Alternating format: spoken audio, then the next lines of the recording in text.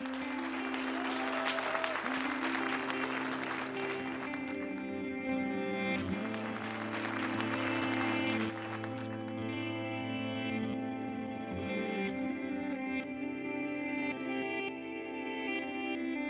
inspired you to create the movie State of the World? So there were a lot of factors that led to the ultimate film, but I guess the very first thing, the way I got the title, State of the World, our family Sunday dinners. Okay. So our family is very fortunate. Every Sunday we get together and we get caught up. But also, like, by the end of, like, our coffee, we always end up talking about the state of the world.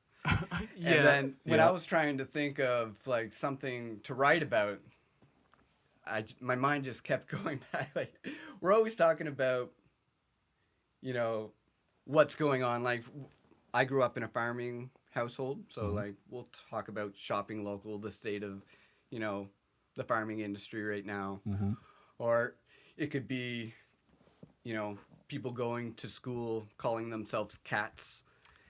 You know, it's just like all these bizarre things. So or like, there's no such thing as man or woman, or a man can be a woman, or a woman can be a man. Yeah. There's some interesting. You're right. I think that even now it's become even more pronounced as we all see kind of the same stuff at the same time, and we can see it online. But there's no doubt about the conversations about the state of the world. So true, man. Yeah. So true. So originally, the idea was to create a storyline that could incorporate all the things that are going on. But we really narrowed down because with independent filmmaking, you got to use the resources that are available to you. Right. Yep. So for us, because I grew up in a farming community, I still have cousins that are in the farming industry, particularly the vegetable farming. So I knew that I could get access to a vegetable farm, and luckily my cousin was kind enough to say, yeah, you can bring your crew in here and use our space. Man. So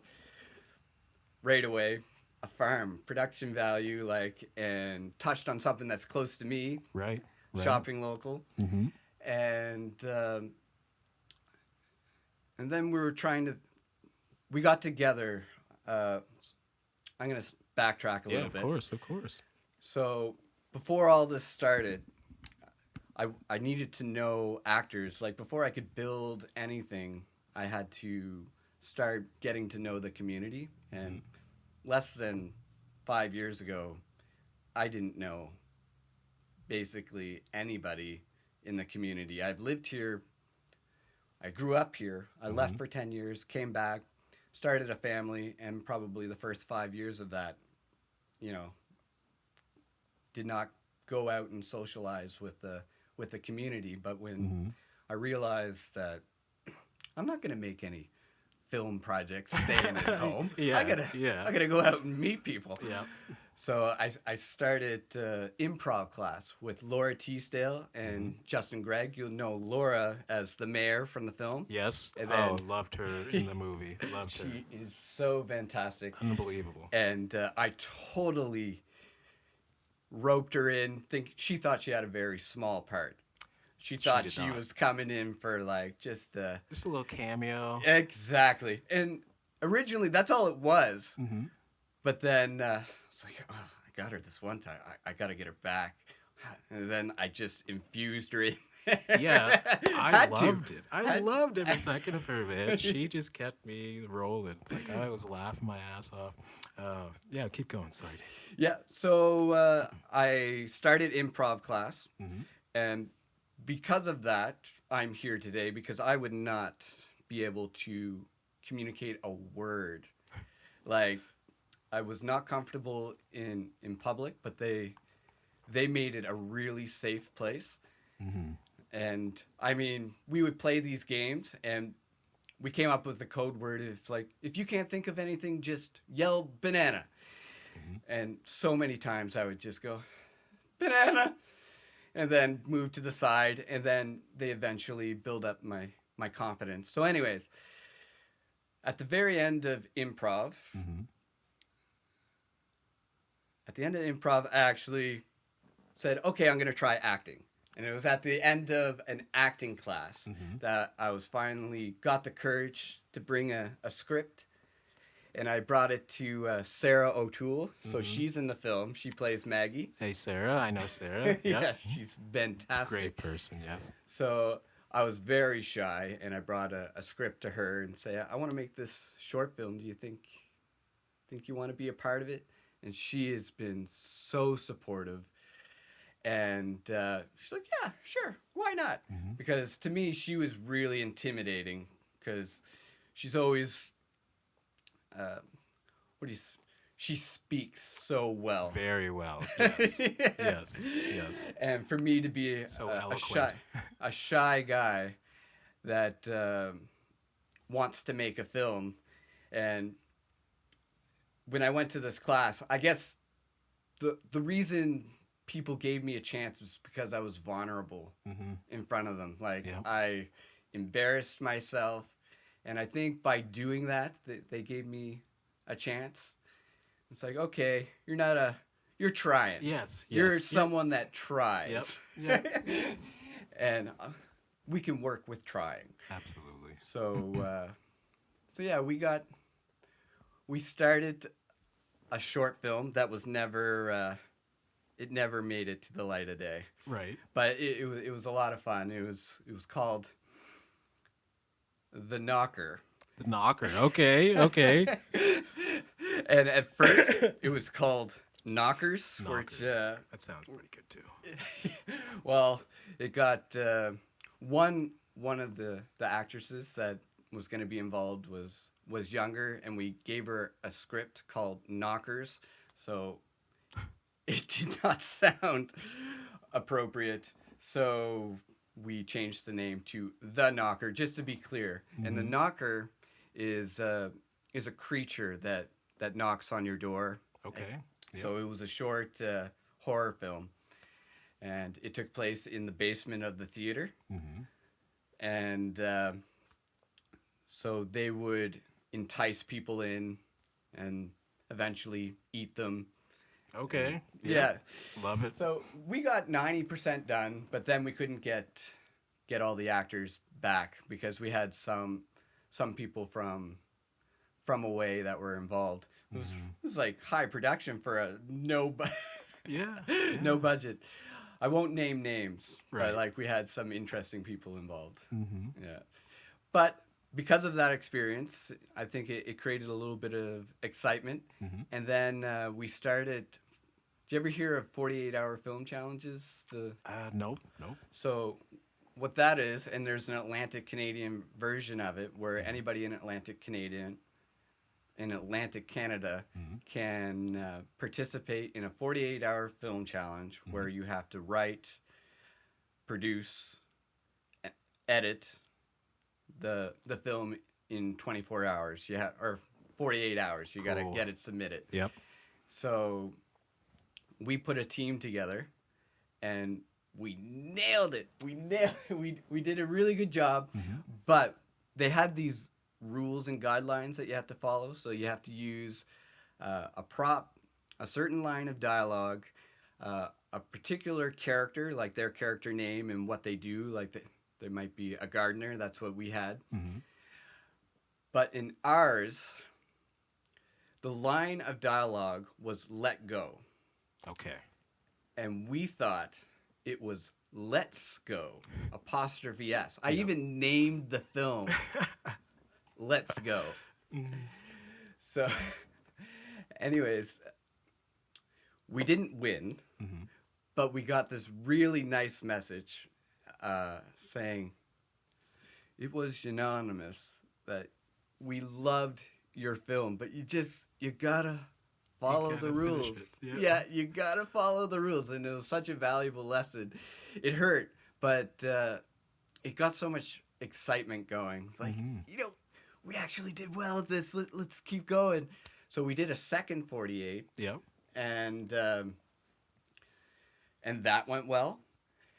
And then it was after that we did State of the World. And we did this short film called Kevin the Camera Guy. Okay. Yeah. Love it, man. I since we started this question, I feel like I rambled and I don't know where we begun, yeah, so no, I it's have okay. no idea. Yeah, no, if I, it's all right. I answered the question. Yeah, no, it's just what inspired you to create State of the World. Okay. Yeah, and I mean, I think that answers it. That's actually just kind of you going through the fire, getting your toes dipped in the water of improv, and seeing where that takes you, and then taking on that new challenge of the 48-hour movie. Yeah. Not following the rules, but I think, like, in a sense, like, you learn a lot from those experiences, Yeah. and then you can take them forward, and you're probably better because you're like, see, we are better than we thought we were.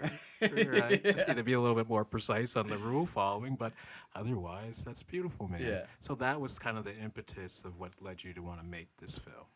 Exactly. Unreal. Yeah, we needed to step up our game because we did the short film, and I was looking into grants, and there's a lot of grant funding out there for web series. Okay. And it's very competitive, but like the grants can start your career.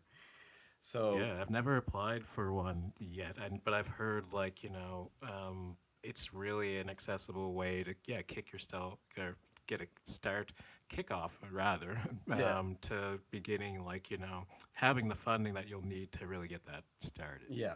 Yeah. So I don't have experience with funding yet, but I have experience with the community and building something like together. Oh, it was like magic because we did not see the end of this project. We had no idea what it was going to be.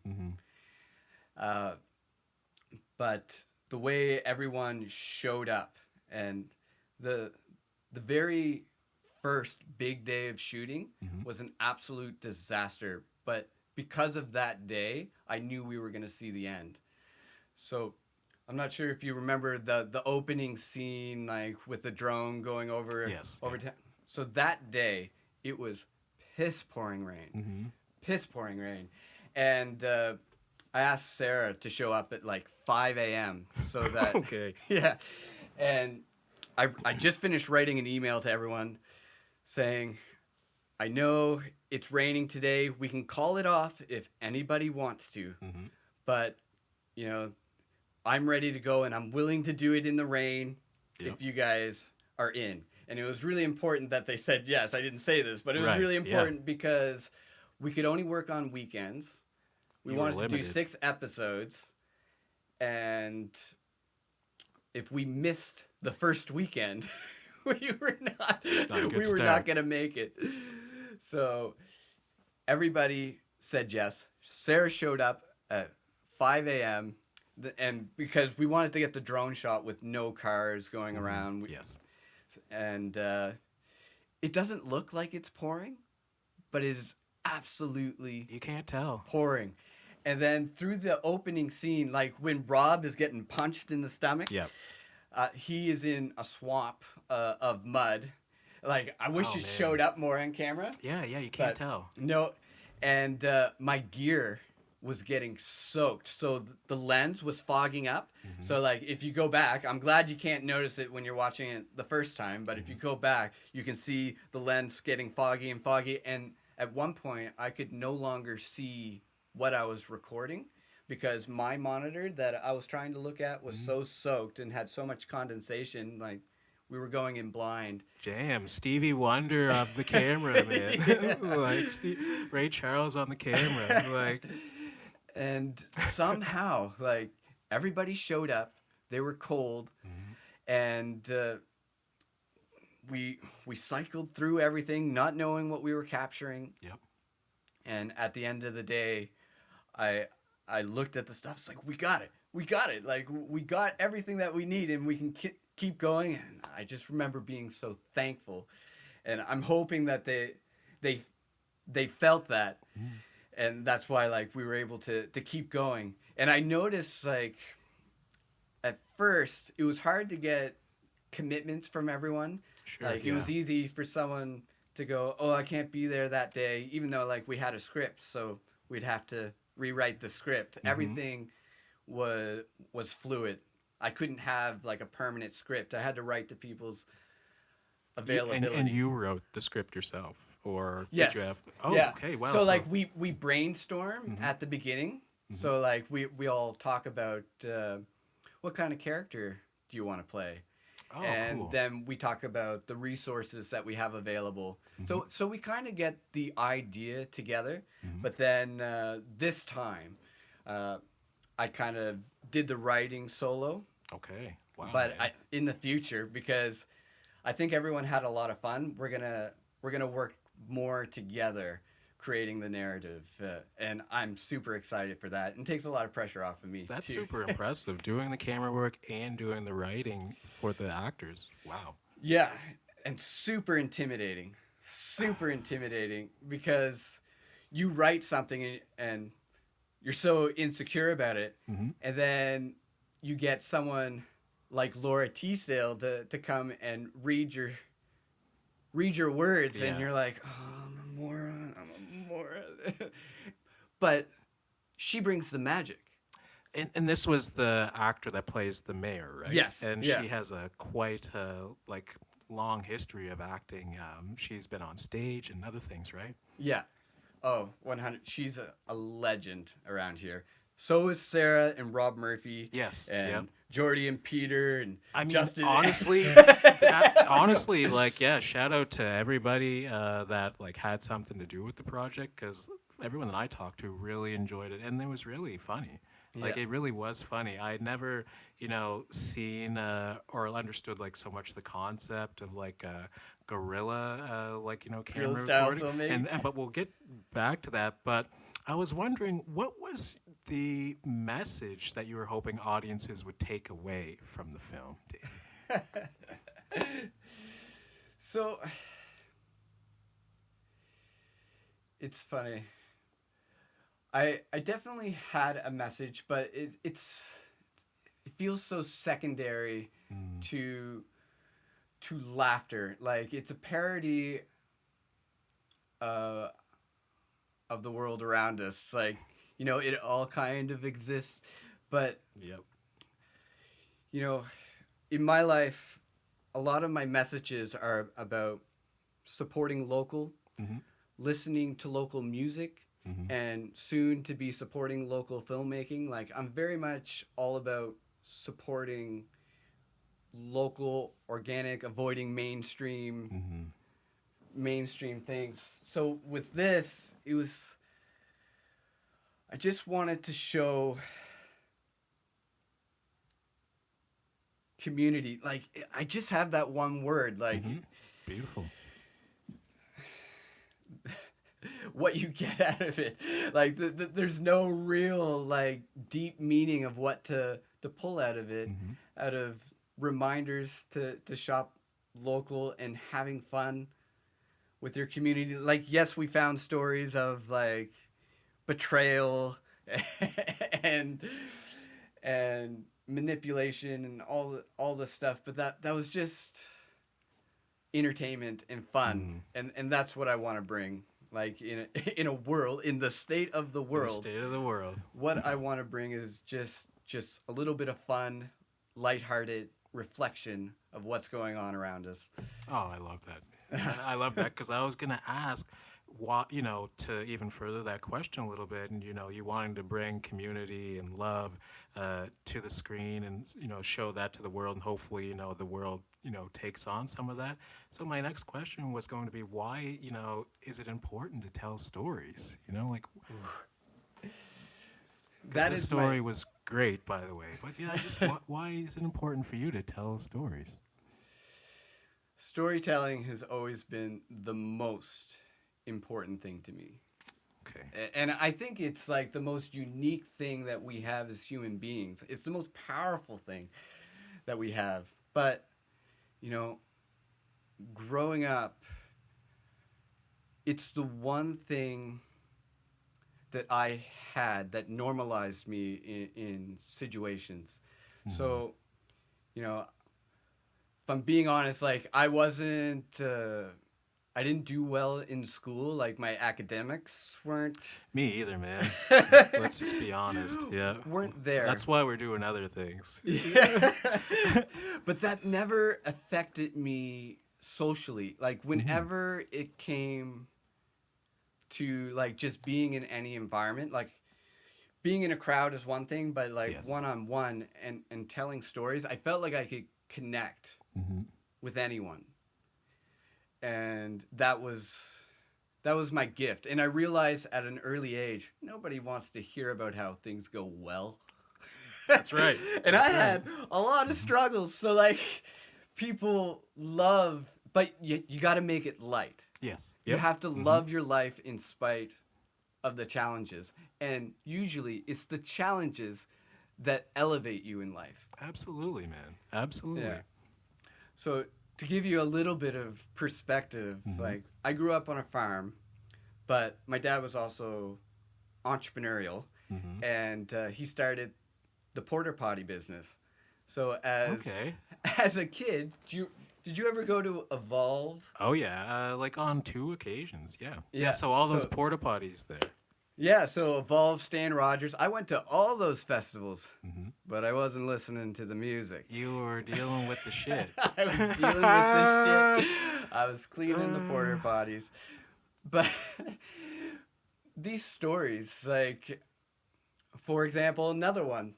So I've been married 10 years. Right. Been with my girlfriend, well, my now wife, for 20 years. Congratulations, man. Thank you. She supported me through all the lows, including our first date, where I had to pick up a porta potty on our date. Wow. That First is impression. pushing it. Yep. But man, when somebody sees you at your lowest, there's only up from there, I think. Exactly. She stuck around after that, so I kept her. And who's your Never let wife, her by go. the way? What's that? Your wife is it Brittany Overmars? That's right. The yoga teacher from That's Antigonish. right. Everybody probably in Antigonish is aware of Brittany. Hello, Brittany. Yeah, Brit. look, all that love, birthday love. Yes, that's awesome, man. So how important is it to have like a partner that supports you? So important. It's so important to have someone that supports your dreams that might not be, the straight and narrow path. Right.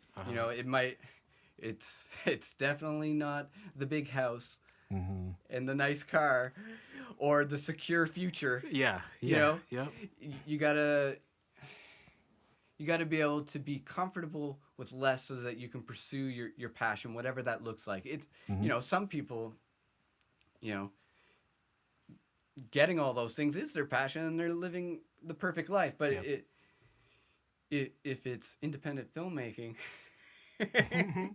to have somebody that accepts your passion and isn't pushing you to go work out west, which Right. I did. Yep.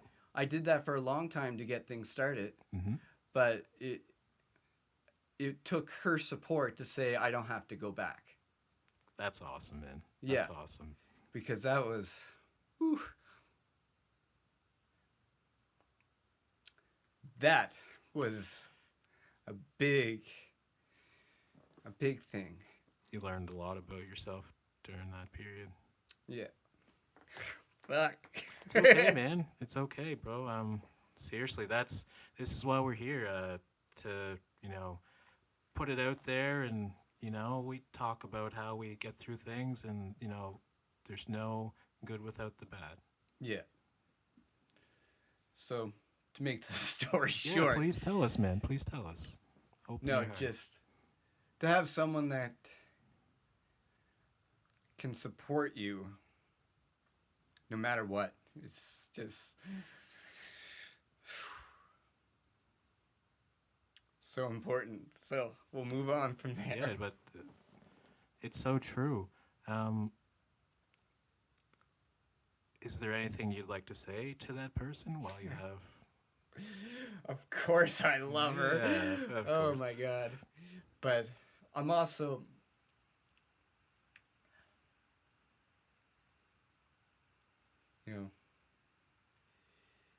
I never vocalize that stuff enough. And, that's why, I can use filmmaking as a medium to express sometimes it takes like being in a situation like when you're having one-on-one conversations, you know, I'm actually stoked that I can feel these emotions because there is probably 20 years of my life that I couldn't. And Why? I think like I remember in the 4th grade being so upset with myself for being upset. And I remember telling myself, like looking myself in the mirror saying, I'm never going to cry again. You know, and unfortunately it worked. Yes, it does. It does. You know, and then all of a sudden, you know, in these moments where you're supposed to be emotional, you fall flat. And I had that a lot. Like I was able to work through it, but like not be able to feel the true emotions like in those moments. It has to be really intense. If I see someone crying, I can cry immediately. You're an empath, man. Yeah. Yeah. But I also had another discovery about this in recent years, which will actually be surprising because I'm a filmmaker, but I have this thing called aphantasia. Have you ever heard of that before? Please explain. So it's the inability to visualize images in your head. That's a very good, trait to have because it makes you very visual, which is don't have that. Oh, you don't? Oh, okay. Sorry. So, which makes it like, at first I didn't believe it. Justin Gregg, who's also in the series and my improv instructor, pointed it out one day because he has it as well. Okay. And so sometimes emotions are heavily connected to images that you see in your head. So part of the reasons I could have been so good at blocking out these emotions is because I don't relive them in my head. Because I remember feeling like I don't feel stuff. So like I would just try to think of real horrible things. Really? And I couldn't get any emotions. And then one day, now this is really embarrassing. It was later in life. I was living in Toronto in this greasy apartment, and I was watching The Notebook. Great movie, by the way, man. Great movie. Ryan Gosling, yeah. And a tear fell. And I remember like almost celebrating. I'm like, what the hell? Yeah. Is like, happening? I'm human. Like there's I'm human. And that's when I realized filmmaking is a way to escape and to connect to these emotions. But I didn't realize it was the visual connection. Because you're missing that.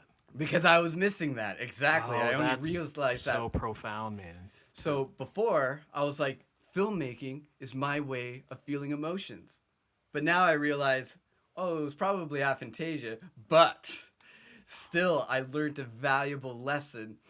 And if I can create that for other people, like feel emotions, like it's such an amazing thing, helping people. Like when I think of movies, I think like of your emotional journey. It's like a song, like no straight sad is going to be good. Right. It has to have peaks and valleys of happy and sad. So like even in a comedy, there's got to be some serious moments in there or it's all going to land flat. Yeah. You know. No, man, that's just absolutely beautiful. And I mean, that just brings me towards our next question. It's like, what was most memorable during that movie making process so that we can get a little idea about, what's fun about making a film? Because it looks like a lot of work. I have no memory. Everything was bad. No, only bad moments. So it is hard for me to reflect on the memory, but the feeling of it, like the feeling of the community building. And another thing, so today being my birthday, it was the biggest honor because all the crew of like State of the World, today we got together to brainstorm the next idea. Awesome, man. it's that it's not. That's what lives in me. Is that feeling that I got after. Like it's the community.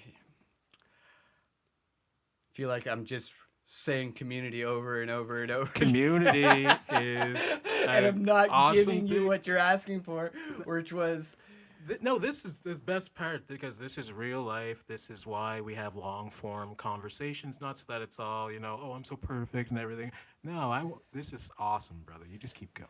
But the story that I was trying to lead to was last year,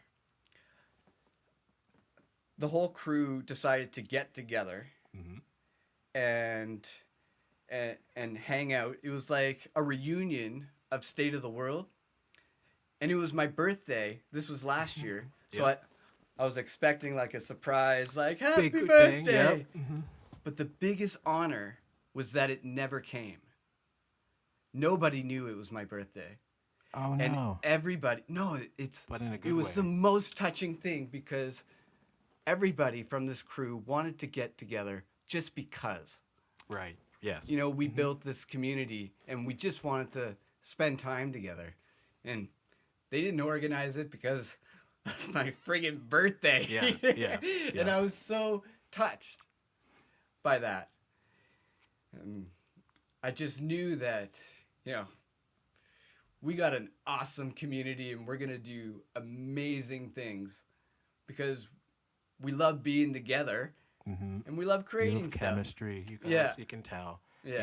You can tell like you guys hang out outside of, Yeah. creating films. And it's growing, by the way. So anybody that wants to partake or are interested, get involved. To all our, potential actors out in the Antigonish area, yeah, of course, get in touch with this guy for, potential, opportunities. You never really know where it'll take you. There's lots more of opportunities coming. I don't know if I'm speaking about this prematurely, Sora Laura, if I am, but we're hoping to bring a 48-hour film project just here to Antigonish. Love it. So we want to get as many community members that are interested. And you don't have to have any experience. Like, we'll pair you with somebody that has enough experience. But we want everyone to experience what it's like to make a film in 24 hours. So it's not a long commitment. But you get to get your feet wet in telling stories and experience, like what I've been experiencing and I want to share with everyone. Yes. The amazing connection that you make through telling stories together. And it doesn't have to be a true story. Or you take truth from your life and you throw it in there. And sometimes people are too shy to share their real story. So like you can color it up in fiction, and That's everybody. a great way to tell your story, but like hide behind something a little Yeah, bit. You're like, I'm still exactly. safe. But they can still see some of It's me. like, They're like, and a lot of the times, like, ooh, I can't tell that story until Yeah, someone dies. So, yeah. well, let's just make that someone or put him in a different situation, and you can still get that story out because I know there's so many great stories out there. Oh man, just even hearing you talk about it in such a passionate way makes me believe, like, yeah, there's gotta be some, gems hiding underneath rocks in Antigonish, just waiting for an opportunity, Yeah. to show themselves. Oh, there 100% is. There's so much here. I can't wait to see what happens in like the next 4 or 5 years. Yeah, and we're hoping to bring back a film festival. Oh yes. Yeah, because COVID put a stop to that. The Antigonish Film Festival doesn't go on. Yes. But we're hoping, by starting this 48, we'll get enough films to Some kick nice off a short film films. festival. Yeah, man, that'll bring the excitement because it's such a truncated way to do it. It's a shorter way to go ahead and produce rather than like you're spending 6 months or however many months it really takes to make a film. Yeah. But doing it in a short period of time allows people just to get the product out. Yeah. Exactly. And also, have you heard about this new art space that's coming? Is this like the art house or no? That's another spot that's already available Yeah. to people. So I I have think not. there's Go a ahead. survey going around where they want the community's input about a future art space. And, you know, I'm hoping to get more filmmakers, you know, in the community to be vocal because, you know, this new facility could include film, like, it'll be a place for a film festival. It could be a potential place for an editing suite for people that want to edit their films, or it could be it'll be a place for workshops, or maybe a place to rent gear. Right. You know, so cool to make filmmaking more accessible in the community, because that's one of the things that makes it so unaccessible is how expensive everything is. Right. And I even have gear that, like, I'd be willing to, if there was a place, I'd rent it out. Yep. You know, I'm hoping that between this new survey that's going out that people should check out, and more people getting interested in filmmaking, that, you know, we can be included in the new design of whatever this new fancy the art next space phase will be. Yeah. Unbelievable, man. Like, you're such a proponent for the craft. Like, you just love it and you want to see others, you know, loving it as well. I wonder, though, with that love, is there going to be like a sequel to State of the World? Is there going to be a State of the World 2, or... I don't know about a sequel. You know, it's totally possible, but it's not a thought that I think is going on in anyone's head right now. Yeah. But I wouldn't rule it out. Okay. Yeah. Okay. Well, I have my fingers crossed for the whatever you come out with, because, you know, I saw your movie State of the World. I've seen a few things that during like the actual filming of State of the World, the viewership, I think you had like some side videos going on. Like, there's televisions with some of your past work showing music videos and stuff. So like, you just like love the camera, Dave, and it's quite obvious. I wonder, though, who inspires you? Is there anyone who, you know, inspires you at the moment? Is it your parents? You know, just who in general is an inspiration for you? So there's lots. I'm easily inspired, but, you know, it's funny. I'm really inspired by my peers. Like, the people that helped me make this, like, a few years ago, like, I would not approach them because I was so intimidated. So they,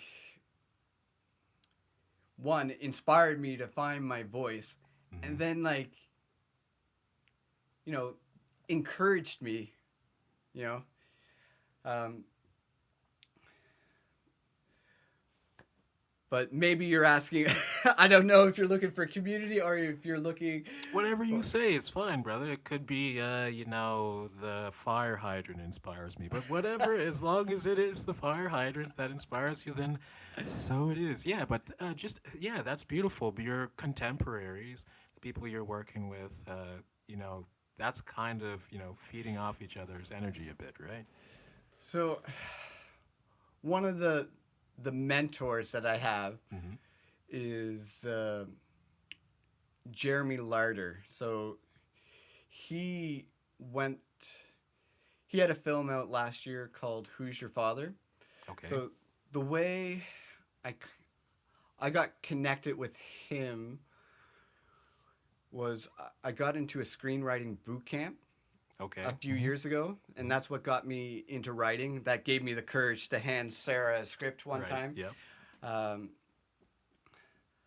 It was the first win I feel like I ever had, in the sense of, like, I applied for film school. I applied to be a screenwriter. I applied for the recording arts program at the local college, and I didn't get into any of them. And I got into the screenwriting boot camp in PEI, and that ignited the hope that, like, I can do this. Yep. I can do this. And then my instructor was Jeremy Larder, who is an Atlantic Canadian filmmaker. And we went through I had a web series idea about growing up in the septic pumping industry. Which you because you take your struggles and that's your story. Absolutely. And what an original story. It was. That's what got me into the workshop. Yep. And it got me connected with a comedy writer. Mm-hmm. And we workshopped the idea. And at the end, you know, you're sharing all these stories. And then he's like, man, I wish I grew up in the septic pumping industry. Yeah. Because it just gives you so much rich material. But after the class, and when Jeremy and I were parting ways, Mm-hmm. it probably meant nothing to him. But he just told me, gave me a hug and said, keep your foot on the gas. Yep. Don't stop. Yep. And that's all I needed. Yep. Somebody to believe in you that has had some level of success in the area that you want to So go. important, isn't it? It's so powerful. Yep. And then, you know, after that, I just had a fire. And I took the pumpers idea and I applied for grant funding. Mm-hmm. Didn't get it. I still have that idea in my back pocket. Yep. It's happening one It day. is. Yep. But that rejection, I was like, well, I can't stop. I got to do something. And then another thing that Jeremy told me was, doesn't matter, just create. Doesn't matter what happens, just create. Yep. Like, Just do things it. will happen, is just do it. Shia LaBeouf. Just do it. Yeah, Just do it. basically. Just do what you love. And that's what State of the World was. Mm-hmm. It was my just do it. No excuses. Mm-hmm. You know, there is zero budget. I was gonna ask that, like, how much money went into the film? Not 1 cent exchanged hands in the making of this production. Unbelievable. Yeah. Unbelievable. And, you know, we didn't see the end. We just started, and it was just determination. Everyone showing up, and it's like, we're gonna do it. We're gonna get to the end, and we did. And because they pulled through, I had to do the editing, and it was a long, That's some of lonely the hard winter. stuff. Yeah, they have. I seen them every day. Yep. So when my birthday came around and they organized the meeting, like, I thought it was because of my birthday, but, you know, we haven't seen each other in 6 months. So that's why it was so touching for me. They just course, wanted to get man. together, but, like, they hadn't seen each other in 6 months. So, like, it was just a reunion, but I felt like I saw everyone every day. I love how we have you back, or having this conversation on your birthday. I love just how, like, appropriate, like, this conversation is right now. Dave, but, you know, while you're doing all of those things, how do you take care of yourself? Like, I mean, do you have, like, do you try to stay active? Just how does Dave take care of himself?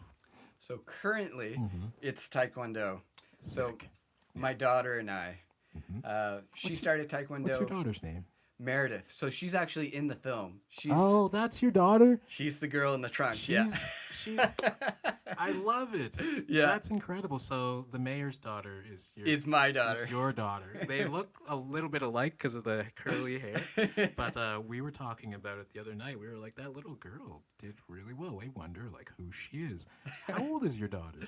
She's 10 now, so she would have been 9 then. So you just said, like, what you're going to do is get into acting no matter what. You have no choice. So you were just like, you're my daughter. So, like, no, I'm just joking. I'm obviously joking. There's no child, sweat labor filming going on. Gonna get in the trunk, and Sarah's gonna slam it extra hard just because you're a child. That's right. But that's incredible, man. I love that. Wonderful, beautiful little girl, man, and good at acting. So good. I was, it was just going to be a small little part. Mm-hmm. So she just had this little part at the playground. She was not written. She was not the mayor's daughter. That was just a little part for her. And then we always knew we wanted to kidnap someone and put them in the trunk. But because she did well at that part. Just like, human nature. Yeah. How would you feel about being kidnapped and thrown in a trunk? She's like, oh yeah, I'll do that. At least so once you have to have that happen to yeah. by your dad, who's orchestrating it. Charlie McGregor, who is Archie McGregor's father, is actually my dad. Oh, wow. Yeah. Love it. And Love it. and my mom is the one that gets that gets assaulted, I guess, Right. while she's shopping. She's shopping, and then she's putting stuff in the that's your trunk. mom. That is So my this mom. is a real family affair. I called in all my favors. You had to like get all the stops. Eh? You just like every list, like you just know exactly. You're like cousins, brothers, sisters, aunts, godparents. And we were not in the arts. We were not an acting family. Mm-hmm. So like for them to go on screen for me was the biggest honor. Yeah, of course. My dad, it will always mean so much to me. I'll always have this memory now where he walks and sternly looks at the camera. Like for him to do that for me. Your dad normally is pretty affable, nice, relaxed guy, or is that? So I'll give him, he's a great storyteller. He's a Okay. great storyteller, but in the arts, I've never seen. So I tried to be in the arts as a kid. Yep. So I remember auditioning for The Sound of Music. My mom was busy there. We'll just say that my mom was always supportive, always. So Okay. that was never a question. Mm-hmm. Mom was not available, so my dad had to take me to the audition. Okay. Yep. And I had to sing. And I was not a singer, Mm-hmm. but I had hopes and dreams. Of course. So I had to sing Doe a Deer, get up on stage, and I was so nervous. And Remember- I locked eyes with my dad while I was up on stage, and it was the worst thing I could have possibly Oh no. done. Because he felt it, I felt it. I'm sure he probably doesn't remember this. Mhm. But then when I went to sing, the first sound was a crack. No, a Yeah, deer, yeah. a female deer. Of course you're nervous, bro. Yeah. And I made it through, and his eyes hit the floor. You know, He's like, ah, that's my son. he had to leave the He left. farm Oh. to come to this audition and watch me humiliate myself. But wonderful that he's there for you, man. He was, yeah. Mhm. He was. It didn't help my acting career at the time. I didn't try again for a long time. But it wasn't because of that. It was just other things got more encouragement. Right. Yes. Of course. Yeah. There you go. Yeah, it just wasn't that wasn't in our realm. So Mhm. like it wasn't easy to go, yeah, Johnny in our family's done it, so you can do it. Right. Yeah. There's no Johnny in No the family examples. that's done it, so So going out on your own without anyone really to reference as like an inspiration. You just were doing it. I mean, but isn't that so important with just about anything? You might not have the examples that you need or, the mentor that you need, but just putting one foot in front of the other is kind of really just, that's all that matters. Just Yeah. try. yeah. Yeah, and that's something, I'm still learning, but in particular, do you have to Yeah, no, it's all good. Okay. All good. Yeah, so I'll keep going. in the past 5 years, something switched where anytime I had a fear or a challenge, something that used to be a challenge in the past, like, Mhm. I'm like, if this is going to help me become a better storyteller, I'm going to do it. Yep. So that's why I joined improv. And the other challenge I had growing up was grammar. Me too, man. The reason I couldn't Pronunciations. get into screenwriting school was in adult grammar classes like 5 years ago. Really? Yeah. Cool. And I'm still taking the classes. Like, Yep. For me, it takes a little longer. And that's part of the aphantasia too. Like, in school, I need to take a little bit more time. Yeah. And when you're trying to keep up or everyone else is moving forward, Right. they got to move along too. Like, and I didn't know what it was, so had I known, like, yeah, all I need to do is spend a little bit more time, but I didn't. So I thought for a very long time I wasn't capable. Yes, and it's so important to realize that some children will move at a certain pace who are going to be ahead of others, but not all of us are moving at the exact same pace. But that doesn't mean there's something inherently, fundamentally wrong with you, Yeah. which is what we take on Yeah. when we don't go at the same pace. Exactly. And not getting into to film school and Doesn't help your confidence, of yeah, course. and all these other rejections until you're left with self-education. And Yes. we grew up in a really good time. Well, maybe a little bit late. But you could go online and learn stuff for free at your own pace. Yep. So once I learned that I can learn and I can create something and people like it. Yeah. And then, I remember when I started getting into videography and I started getting work at the university, and that was really intimidating for me Big because time. That's kind of like the pinnacle in Antigonish, anything with the university. yeah, and academics, like People who pronounce words and they, yes, they're very educated, yeah, of course. and don't fumble their words all the time. Yeah, perfection. Yeah, they look perfect. Yeah, so that intimidated me. But I would go and I was really shy and putting mics on people and then adjusting the cameras. And then I'd turn the camera on and then they fumbled with their words. Oh, And pressure. they struggled just like I did. And it started to humanize. That everybody tries, but doesn't, always live up to those attempts, Yeah. right? And then I would bring that footage to the editing room, and it's like, this is impossible. They didn't give me anything to work with. There's not even. So I learned to stitch sentences together. So like they might say something completely different, but you take out the gaps and you use B-roll footage to cover up the edits, and then like you can craft a beautiful story out of like it's in there, but it's all chopped up. Yeah, you only realize how much like actual attention goes into like small takes from like a video, lining it up, syncing the video, just like gaps in videos, and just how like so much it depends on editing. I didn't realize before I got into the podcast game just how much was going to rely on editing. It's crazy. Do you like it? Yeah. Of course.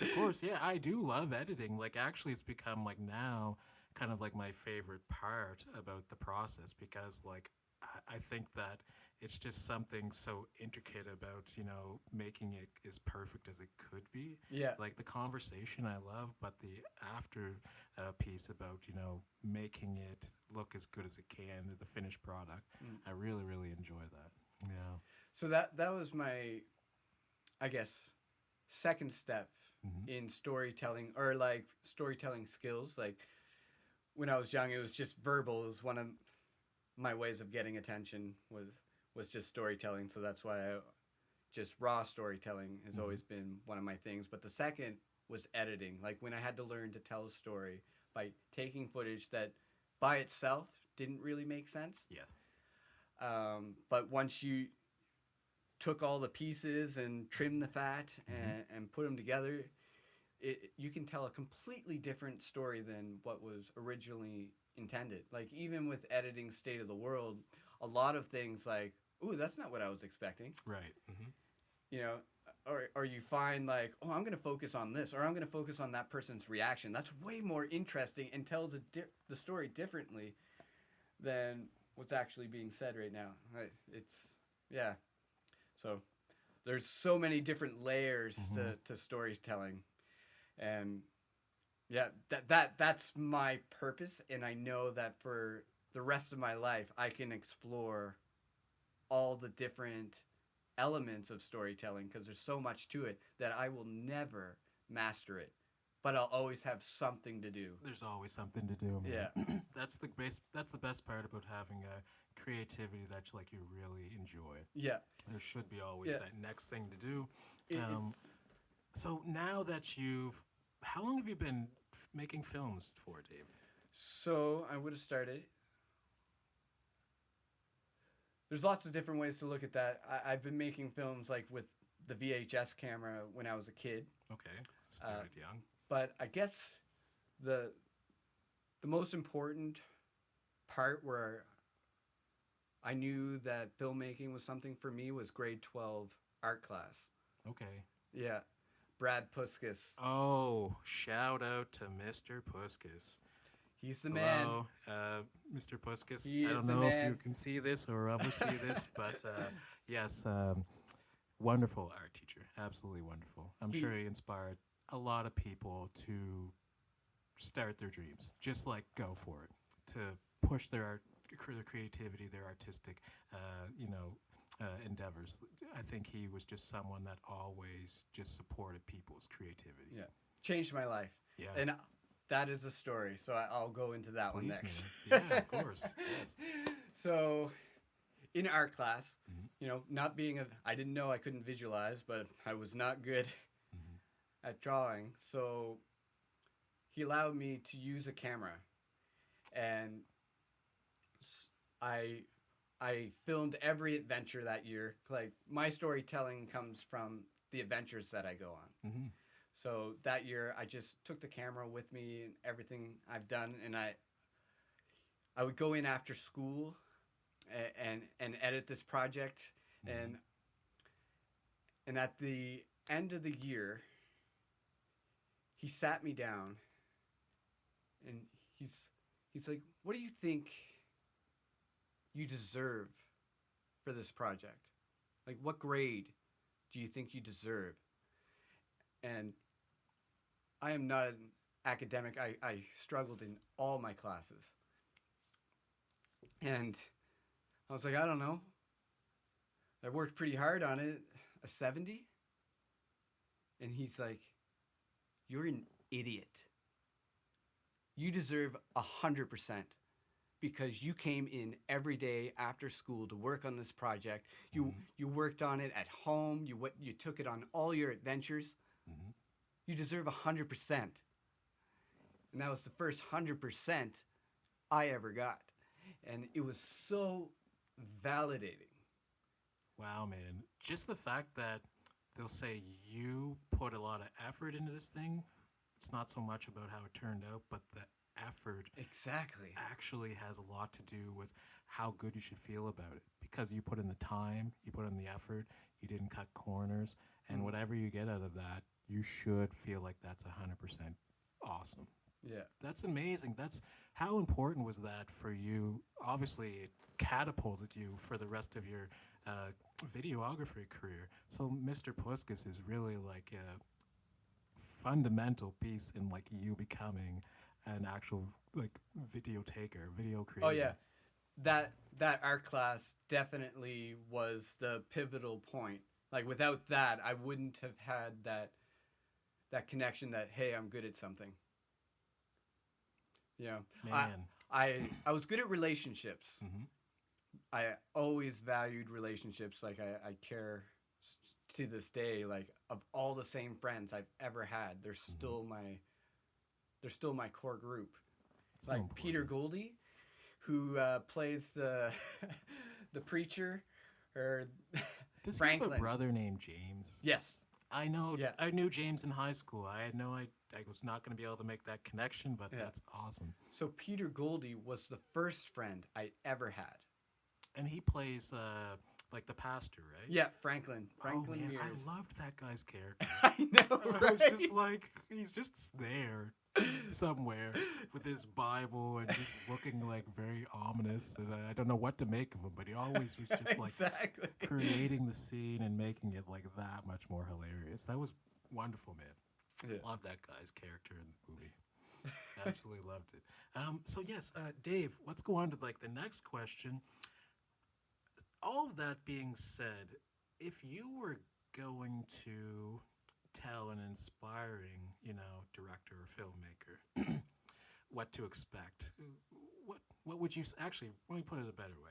How would you tell? What would you tell to an aspiring filmmaker as to whether they should go ahead? What would you say to an aspiring filmmaker who wants to make really impactful films or is thinking about getting into the filmmaking world? It's very easy. Create. Because that's what worked for me. Just create. You can't make excuses. Whatever you have, use your resources. And yeah, it's true. You have to keep your foot on the gas. Yeah. You can't stop because there's so many reasons to stop. And because I found storytelling as my purpose, like I developed habits. Like every single day I get up, I write a little bit in the morning. Like it's the habits. You don't have to do a lot every day, but you have to be doing it every day. Chopping wood, carry water. Yeah. Each and every day. And there's that common saying, you become what you think about. So Yes. this is what I think about all the time. You know? Absolutely, man. I actually love that because there's a quote in a book I read recently, and I think it's from Warrior of the Light, but it's like, okay, the gods have answered. If the future is now, and the gods have answered your prayers, it's like, what have you been wishing for? Like, what are the things that you're thinking? And if you're thinking about like why other people are your problem, then they bring more of that to you. But if the future is now, and what have your wishes been, which is kind of your thought process, and if you're thinking about improving people's lives, making more art, that's what you get back. Yeah. Totally. Yeah. And it's only been like the past 4 or 5 years that I've really like developed those habits and been consistent and seeing the results of that, because I wanted to be a filmmaker since I was a kid. You know, it's only there was a pivotal moment where I decided I deserve that. I can do that. That's I'm going so to do important, that. man. That's so important. Yeah. That self-belief. Yeah. Where does this? How do you continue that self-belief? So there's so many ups and downs, and that's where the habits come in. They get you through those moments. So the daily writing, yes, that Yeah. chopping wood, that Because you're carrying gonna water. hate it, but you got to do it anyways. And then when you're on the other side of that, you're like, this is what I accomplished. Because you're never gonna accomplish it once you're not motivated and you don't do the thing. Right. So how you feel is irrelevant. You have to have the habits. And it takes a while to learn how to change your habits, because like with storytelling, like with filmmaking, I have to constantly like go from writing mode, producer mode, editing mode, and they're all different habits. So like it took a while to like, you know, change your mind. Like you Right. get up and you're used to doing one thing, and now you got to do something else. But I've gotten used to change, and Which I think, is yeah, an important part of life. it's being used to being uncomfortable. You know, and that helps by going to improv. Like that's the first step. Like be uncomfortable, live there, and it's not just like going out in public. It's little things like those writing habits. You know, it's uncomfortable. Like So this is part of your routine too. This is something you do daily so that you have the habit, and regardless of how you feel on that day or whatever the weather is, that Yeah. you know that this is building that skill that I'm Yeah. going to use later. If you suffer, you have a choice where you suffer. Yeah. You can either not practice and then go out into the world and show that off and suffer there because you're unprepared, or you can be at home in the dark where no one sees you. And, because the quote is, you don't shine underneath the bright lights. They only reveal the work you did in the dark. And then it's really true that, doing that thing over and over again when you don't necessarily feel like it, that's what produces the beauty out into the world, man. Absolutely incredible. Absolutely incredible. Dave, what is your favorite quote right now? What's something that goes through your mind that you rely on? People have affirmations, but like I like to, I have a few quotes that I rely on, and it changes. But is there one for you that kind of stands out right now? Yeah, just a favorite quote. So funny. Questions like what's your favorite movie and all these things, like it's funny that I don't ponder these things often. I always come across stuff that I love, but I never have it like top of mind. That's okay. Yeah, this is like good for anyone. I think it's like to like, oh, how do I feel about that thing, and then being videotaped and then having your voice record at the same time. It's like, can I think of that thing while I'm under the pressure? And it's just like, it's okay to take your time, man. That's what I love about this particular space and the way that we can have conversations. That you just get the reality of life. Like, yeah, podcasts aren't perfect, but like that's why. I draw blanks all the time. Yeah, right, yeah, man. So again, if you have a quote that comes to mind, rather. I keep thinking of my running coach back in high school, Bernie Chisholm. I'm just thinking of it because it's the one that always comes to mind when someone says a quote. It's like pain is weakness leaving the body. Yeah, he had a bunch of them. I'm trying to think if I can remember more.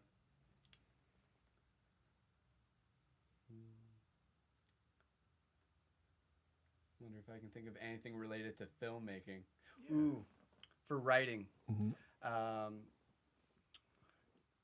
Keegan Peele. Is that his name? Who directed Get Out? Oh, yes, Key and Peele, yep.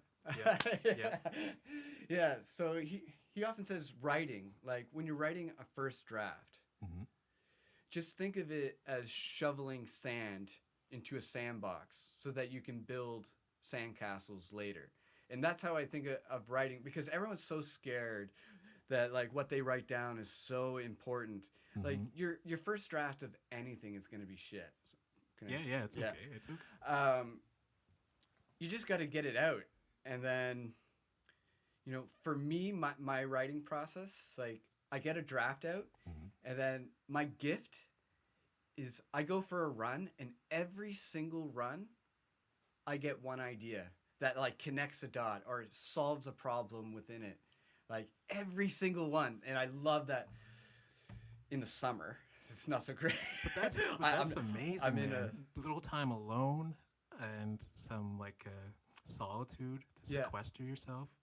So many good ideas come from those moments. Yeah. Unbelievable. And I began to rely on that. Like when I'm doing something creative, in the summer anyways, like I go for the run, and every time I get some sort of like valuable solution. And if I'm just sitting there trying to think, or if you're just trying to like, you're looking at a blank page, it's never going to come. Not going to work. Not going to work. So you spend a lot of time on your own creating. Yeah. Unreal, man. Yeah. I love collaborating. Love collaborating. Yeah. But, it's a solitary thing most of the time. Of course, which can be a little bit lonely, but then you take that solitary and you take it out into the world and, try to affect people. Yeah. Absolutely beautiful, brother. Absolutely beautiful. I wonder, who does David love? Who are the loves in your life, my brother? Brittany Overmars, Meredith Overmars, my mom. I have a lot of love in my life. I'm super lucky.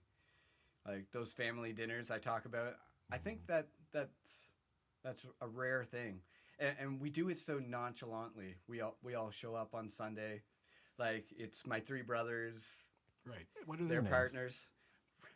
Robert and Mark. I have my oldest brother Robert. He's a dairy farmer, and my brother Mark, I don't know how to describe his job right now, but we'll be working together in the future. I'll just leave it at that. Yeah. Awesome. Awesome, man. Awesome. And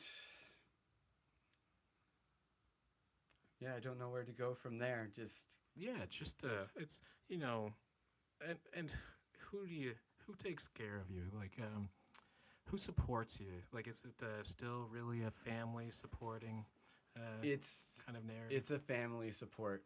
My cousins, like Hmm. very closely knit.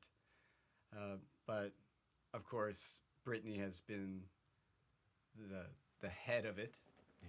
and then my mom. Yeah, always What's your mother's name? Estelle. Estelle. Oh Beautiful. man. Beautiful. Ah, She's been there for you. always. Jesus. How do other people do this? Like, I, I'm like stone cold my whole life. Yep. Yep. Put me on a podcast and I get so emotional. I think there's a part of us that wishes we could have done it sooner. Yeah.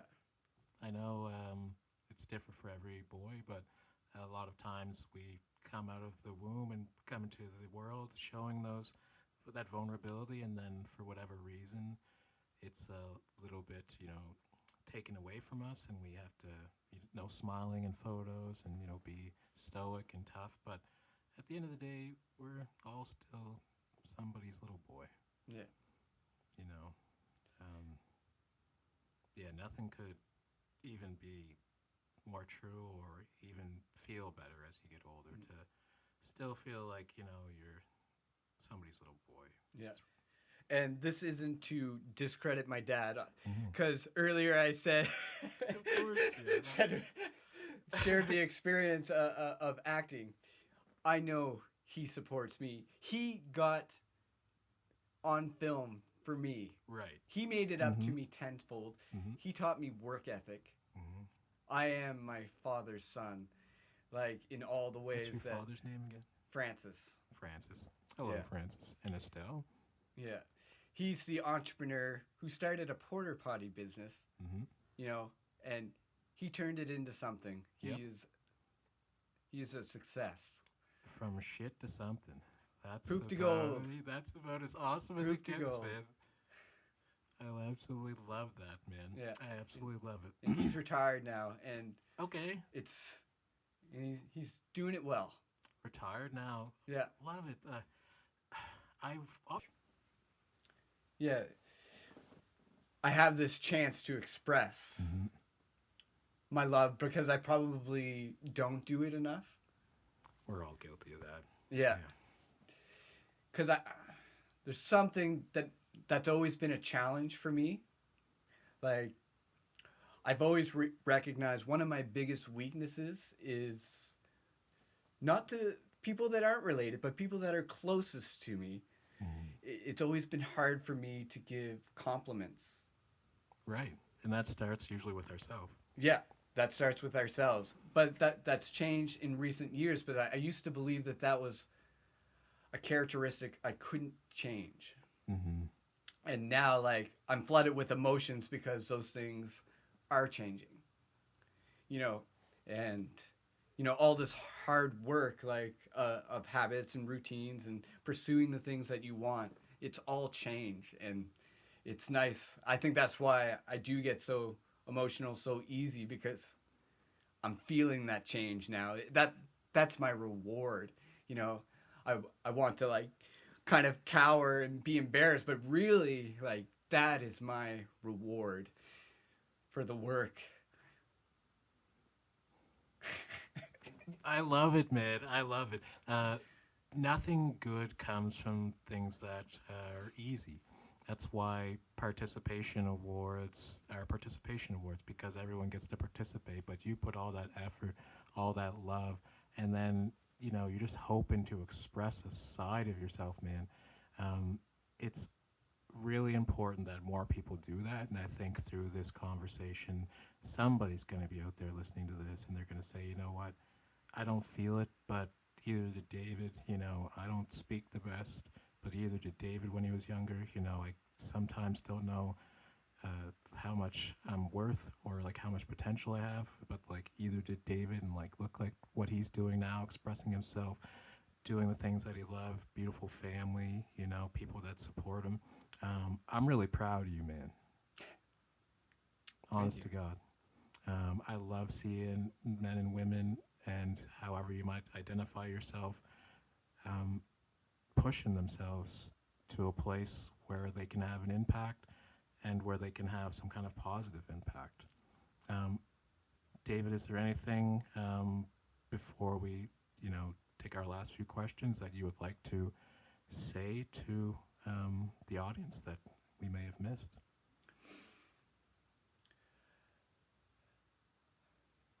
I realized I didn't talk about my work at all, which is I work for a recording studio in New Glasgow called Shoebox Studios. Mm-hmm. And what we do is we're advocating for the Atlantic Canadian music industry. So we go to events like Nova Scotia Music Week or East Coast Music Awards, and we'll set...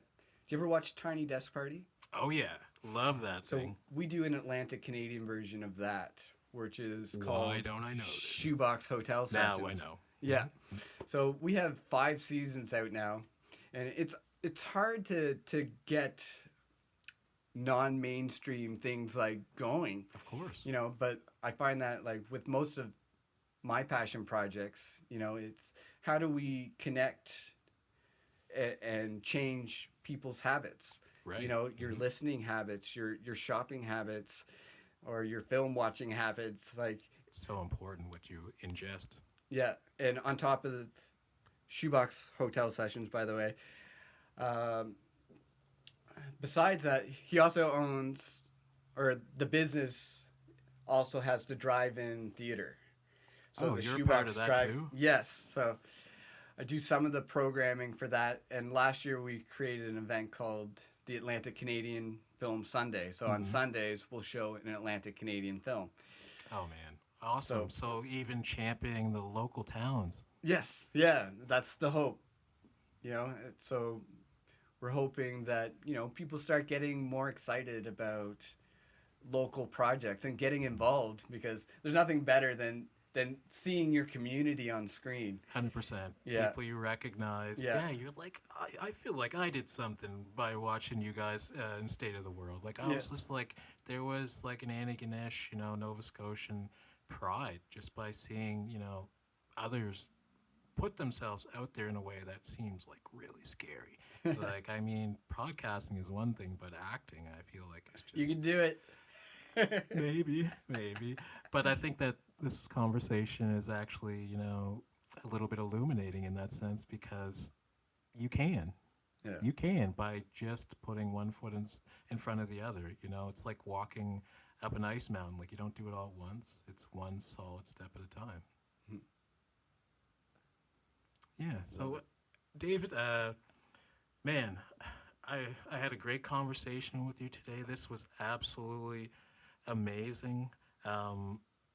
Is there anything else you'd like to say before we go? Before we send you off? Just thank you so much for having me. I can't believe how emotional I got. I'm gonna laugh about it when I get home. Absolutely, man. See Britt. We're gonna celebrate my birthday. I wish you a very happy birthday. Thank you. All the best to you and your family. Shout out to all the people who helped work on the film, State of the World, all the actors. Loved it. We hope to see more. And ladies and gentlemen, we're going to put an end to the podcast. This is Janiyah Sampson. This is Mr. Overmars. And until next time, have a good night, everybody. Peace. Ooh, I went a little too high up. That's okay.